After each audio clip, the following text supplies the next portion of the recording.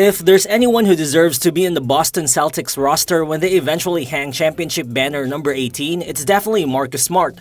He became one of the most beloved Celtics players in recent history while earning himself a DPOY award, 3 NBA All-Defense first-team appearances, as well as a lifetime supply of irritated opponents. The impact of his departure to the Memphis Grizzlies will definitely be significant for the Celtics, but at this point, it just really might be tough to argue against a trade that delivered Boston a couple of first-round picks and potentially a third star-level player in 7'3" unicorn Kristaps Porzingis. Well, sure, this new Boston Celtics core will be expensive over the next few seasons, especially with Jaylen Brown expected to sign his 5-year supermax extension this summer, and with Jayson Tatum's own supermax deal potentially kicking in by 2025. But if there's any bright spot for this team financially, it's definitely that they were able to lock up Porzingis to a 2-year extension worth $60 million until 2026, which is at least $17 million shy of his projected market value. So if Porzingis stays healthy and plays like his all-star version, trading for him could prove to be actually worth it for Boston.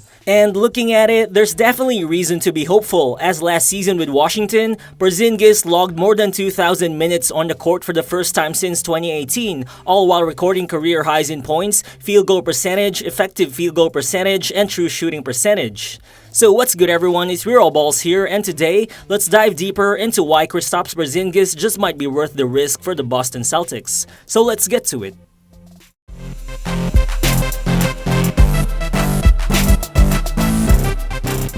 First of all, it's definitely on the offensive side of the ball wherein the implications of this Porzingis trade will be felt by Boston tremendously. Well, last season, Boston's big men rarely put up big numbers as the trio of Al Horford, Grant Williams, and the Time Lord only combined for almost 26 points per game. But now in Porzingis, Boston is bringing in a versatile scoring big man who last season alone pretty much averaged nearly as many points as the team's other bigs. However, it's not only the raw scoring numbers that's been looking impressive for Porzingis, as last season, based on Second Spectrum advanced tracking data, Porzingis also registered a plus 5.3 quantified shot-making average and a plus 8.2 quantified shot-making impact, which ranked 1st and 10th in the entire NBA respectively. Which, in simple terms, basically means that Porzingis just made way more shots than he was expected to convert last season with the Wizards, which is quite impressive considering he was often guarded like the team's number 1 option most of the time. But honestly, should we really be surprised that Porzingis put up such analytically advanced numbers when he's at his best?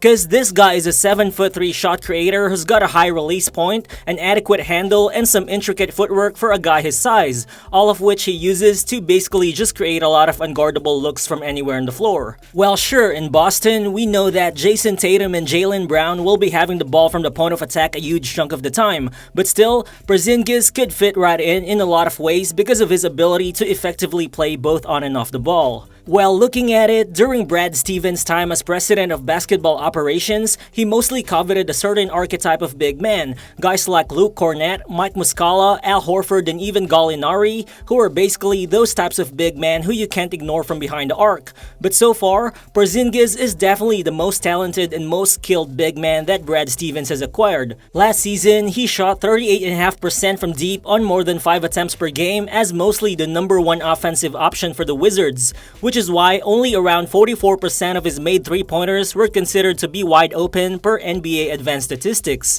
But looking at it in contrast, almost 75% of Al Horford's 3-point field goals last season were considered to be wide open. So I think in Boston, we could basically expect Porzingis to get the most wide open looks of his entire career, now that he'll be falling back as the third option in the team's offensive hierarchy, with Tatum and Brown using their scoring gravity to pull defenders away from him.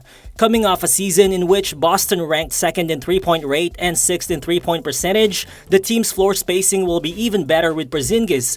They could continue playing 5 out on the offensive end, but also with his arrival, Boston should have more ways to diversify their offense when teams try to slow them down, especially in crunch time. Well, with Al Horford's game starting to move away from the paint, the team just doesn't have a shot-creating big man who could beat smaller switches in the post.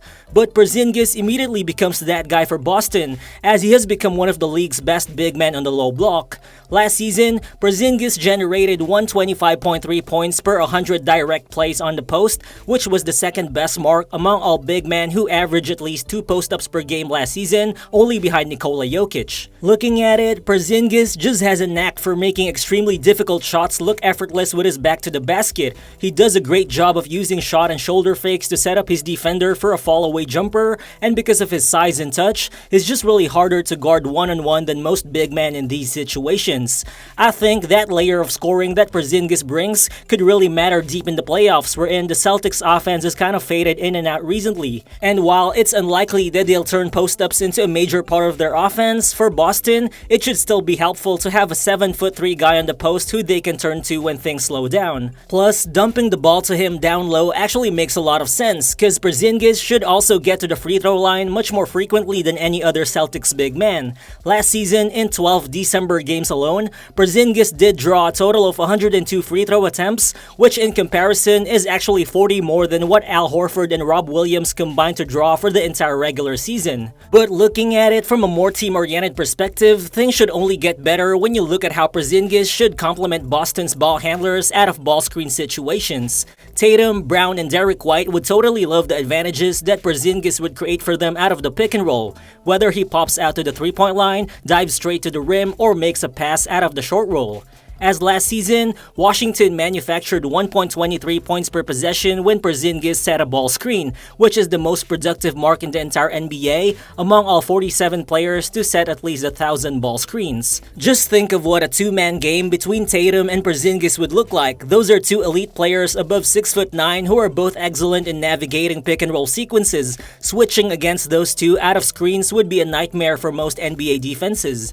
Then when it's Jaylen Brown's turn to run the pick and roll, sure, you can force him to his left hand when driving, but doing that becomes way more difficult when you have a 7'3" Porzingis flying down the lane next to him. I think Boston could also get creative and start possessions by having Porzingis set double drag screens alongside either Rob Williams or Al Horford, wherein Williams could roll to the rim, KP could pop to the three-point line, and the play could develop from there for Boston's ball handlers. And sure, Al Horford looks like a cleaner frontcourt fit alongside Porzingis because of the floor spacing and switchable perimeter defense he brings, but with Porzingis capable of playing both the 4 and the 5, I think he would also be solid alongside Robert Williams even on the offensive end. Well, last season, Washington played Porzingis alongside an athletic center in Daniel Gafford for a whopping 490 minutes on the floor, and they had great success with that tandem, as the Wizards outscored opponents by 5.8 points per 100 possessions with KP and Gafford on the floor together. I think this suggests that KP would fit just fine alongside Robert Williams, who's another athletic rim-running big man with solid short-roll passing abilities. I think on paper, the Celtics are just gonna be unstoppable offensively with Porzingis, but obviously, one theoretical loss here for Boston after trading Marcus Smart comes on the defensive end. Well, it definitely helps that Boston added some high-effort switchable defenders with good size in Jordan Walsh and Oshae Brissett, but I think the team wouldn't be switching everything on defense anymore with Marcus Smart gone from the starting lineup.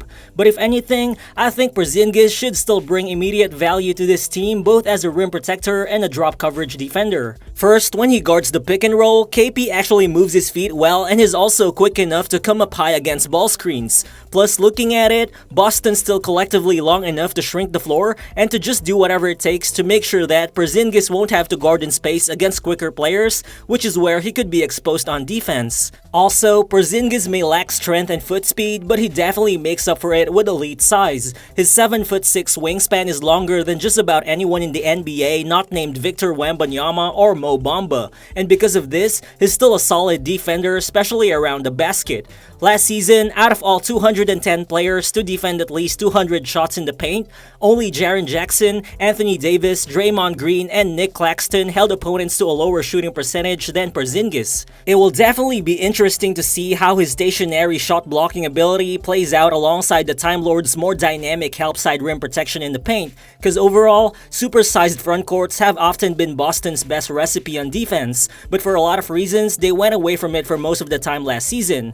However, Porzingis should be able to unlock those huge lineups again for Boston. At the end of the day, only time will tell if this trade was indeed a win for Boston, because even if things do click on the court for them immediately, the Celtics would still have to make sure that they can build a deep yet sustainable team around their star core, especially with the futures of key pieces like Grant Williams and Malcolm Brogdon hanging up in the air. But for me, Kristaps Porzingis has already made things easier for the team by taking that small pay cut on his extension. Now all he has to do is to find the balance between being a star level player and being a complementary piece for this already talented Boston Celtics team.